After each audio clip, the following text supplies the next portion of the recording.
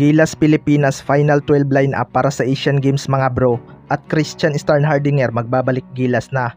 Yan mga bro, pagkatapos mong ilike ang ating video, mag-subscribe na rin kung bago ka pa lang sa ating channel at i-click ang notification bell para lagi kang updated sa ating mga sports balita.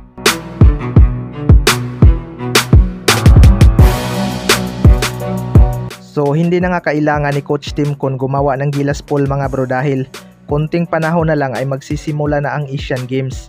Kailangan nga agad bumuo ni Coach Tim Con ng 12 upang makadevelop sila ng chemistry sa kanilang mga practices kahit ilang araw na ensayo lang. Confirm na ngang hindi maglalaro sina CJ Perez at Jimmy Malonzo ngayong Asian Games. Isa nga daw sa mga tinitingnan nila ay itong si Mark Baroka na isang legit point guard. Pero marami ngang hindi sang-ayon dito mga bro dahil nagkakaedad na nga daw itong si Kobe Prince Mark Baroka. Kung papipiliin nga ako ng Final 12 lineup sa Gilas Pilipinas, ito nga ang mga posibleng nasa aking listahan.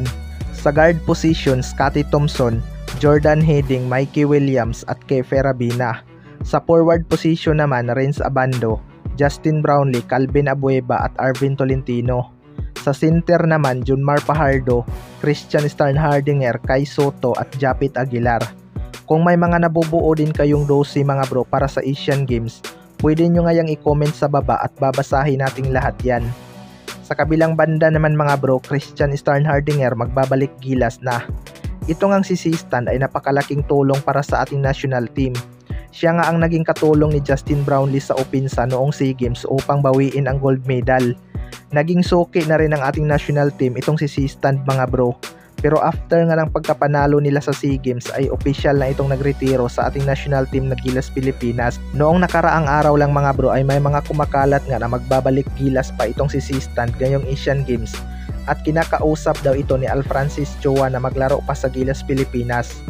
Well, magkasing edad pa lang naman itong si Sistan at Justin Brownlee. Kaya kung makukumbinsi ito ng SMC management na maglaro pa sa Gilas Pilipinas, ay hindi malabong babalik pa ito mga bro. Alam naman natin na SMC ang may hawak ng ating national team ngayon at malaking bagay nga ang familiarity ng mga Hinebra player na ito para sa chemistry ng Gilas Pilipinas.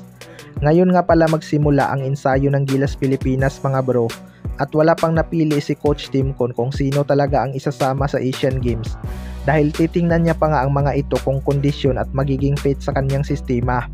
Pero ito ngang mga Hinebra player ay siguradong pasok na ito sa lineup dahil kabisado na nga nila ang sistema ni Coach Tim Con. Sana lang din talaga ay makabalik itong si Sistan dahil malaking bagay nga ang pagiging hustle player nito at syempre ang kanyang scoring. Kayo mga bro, anong masasabi nyo tungkol dito?